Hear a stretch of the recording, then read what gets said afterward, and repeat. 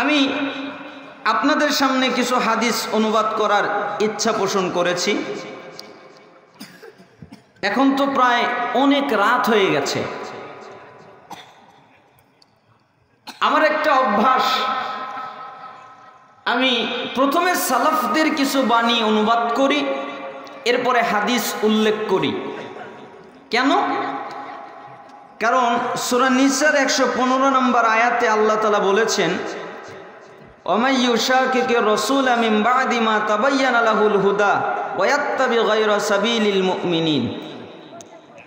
যে ব্যক্তি হিদায়াতের পথ, স্পষ্ট পথ, সঠিক পথ প্রকাশিত হয়ে যাওয়ার পরে জানতে পারলো এটা হিদায়াত, এটা সঠিক পথ, এটা রাসূলের পথ, এটা জানার পরেও যারা রাসূলের বিরুদ্ধাচরণ করে, মানে রাসূলের পথের উল্টা পথে চলে, এবং মুমিনরা যেই রাস্তায় চলেছে, সালাফগণ যেই রাস্তায় চলেছে, সাহাবীগণ যেই রাস্তায় চলেছে, ওই রাস্তার বিপরীত চলে, তাহলে সে যেদিকে যেতে চায় আল্লাহ তাআলা বলেন আমি তাকে সেদিকে ফিরিয়ে দেই আর তাকে একটা পুরস্কার দেই, তার নাম জাহান্নাম। তা কতই না লাঞ্ছনাদায়ক, যন্ত্রণাদায়ক।